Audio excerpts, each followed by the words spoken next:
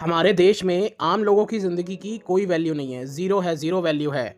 मैं ऐसा क्यों बोल रहा हूँ, अभी आप लोग को पता चल जाएगा। आप लोग ने शायद सुना होगा, इटली की एक कंपनी है, जिसका काम था केमिकल बनाना।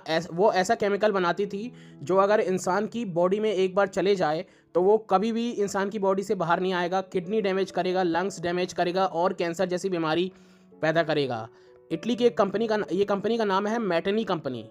भाई लाखों लोग इटली के इस केमिकल की वजह से बीमार, लगभग मतलब मौत के कगार तक पहुंच गए। और जब ये जानकारी फैली इटली में, तो लोगों ने सड़क पे आ गए, लोग ने विरोध किया। और बाद में जब कोर्ट ने इस केमिकल बनाने वाली फैक्ट्री को बंद कर दिया और उस कंपनी के मालिकों को सबको जेल में डाल दिया, तो वहाँ पर एंट्री होती है इंडिया की कंपनी की, जिसका नाम है लक्ष्मी इंडस्ट्रीज़। फिर जब लक्ष्मी ऑर्गेनिक इंडस्ट्री की एंट्री होती है वहाँ पर इटली में, ये कंपनी क्या करती है, वहाँ पर उस कंपनी के पूरे राइट्स खरीदती है, उनके पेटेंट्स खरीदती है, उनके पूरे डिवाइस खरीदती है, मशीनरी खरीदती है और उसको उठा के ले आती है इंडिया में। इंडिया में कहाँ लेके आती है पता है? मुंबई के रत्नागिरी में, मुंबई महाराष्ट्र के रत्नागिरी में लाके सेटअप कर देती है और वहाँ पर आके तुरंत काम भी चालू कर देती है। अगर गार्डियन की ये रिपोर्ट देखेंगे, इसमें बता रहा है कि high level of PFAS can increase risk of cancer, cardiovascular disease, liver, kidney और मतलब टोटल मौत का सामान है ये जो कंपनी ये। और इसके ना और आयरनी देखिए इसकी कि ये कंपनी का नाम क्या है, Lakshmi industries, Lakshmi organic industries. तो आप सोचो कि ये लक्ष्मी माता का नाम क्या किस काम में यूज़ कर रहे हैं।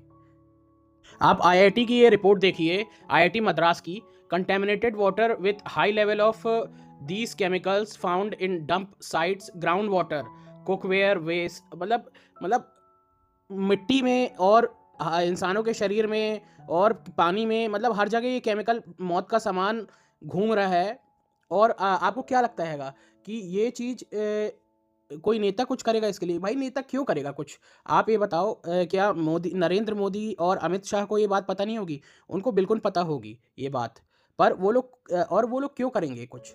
यहाँ पर आयरनी देखो ना कि जनता खुद जब मैं अगर एक एग्जांपल देता हूँ कि बिहार में जब इलेक्शन हुआ था, तो बिहार में एक इलेक्शन में किसको जिताया जनता ने? एक ऐसी सांसद को जिता दिया जिसको ना पढ़ना आता है ना लिखना आता है। और उस आदमी को जिता के, और फिर बिहार में जब बाढ़ आ जाती है, जब रोड खराब बनती है या कोई डेवलपमेंट नहीं होता है, तो वहाँ के लोग रोते हैं।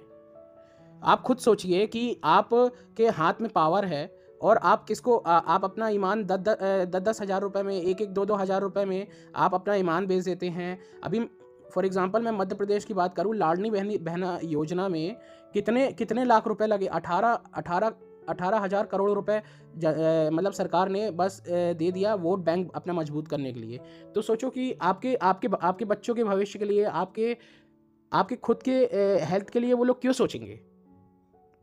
और अगर ये पार्टी ये पैसा नहीं देगी, तो वो पार्टी हार जाएगी। क्योंकि मतलब अगर उनको पावर में आना है तो पैसा तो देना पड़ेगा। और वो पैसा किसका दे रही है? वो पैसा भी हमारे टैक्स पेयरों का पैसा है। और वो दे रही है मतलब महिलाओं को पैसा दे रही है लुभाने के लिए कि भैया हमको वोट दो। तो करप्शन तो करप्शन तो हम खुद ही कर रहे हैं ना। नेता भी कोई बाहर से, विदेश से तो नहीं आ रहा है नेता। नेता भी हमारे बीच से आ रहा है। आप सोचो कि अगर पुलिस स्टेशन में जाके एक FIR कर दो, तो एक FIR करने के लिए भी आपको 10 से 20 हज़ार रुपये लगेंगे। तो सोचो कि हमने अपने आप को इस तरीके से बना रखा है कि देश में करप्शन ख़त्म नहीं हो सकता। तो जब हमने इस तरीके से बना के रखा है, तो कोई तुम्हारी हेल्थ के बारे में क्यों सोचेगा? अब समय ऐसा आ गया है कि भैया अगर आप लोग को अपनी हेल्थ चाहिए है ठीक, तो भैया नेताओं की छाती पे चढ़ के उनसे काम करवाना पड़ेगा। पुलिस वालों से पुलिस वालों को भी अब कहाँ तक डरोगे आप? अगर पुलिस वाले भी पब्लिक सर्वेंट हैं, आप उनसे भी अगर हमको काम करवाना है, तो भैया छाती पे चढ़ना पड़ेगा।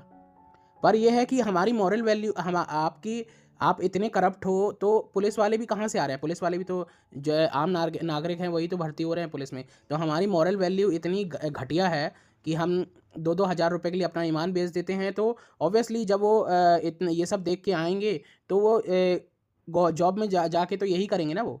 आप खुद सोचो कि हम कोई नदी को गंदा करने में हम कोई कसर नहीं छोड़ते हैं। हमने केमिकल मिला के खेती करने में कोई कसर नहीं छोड़ी।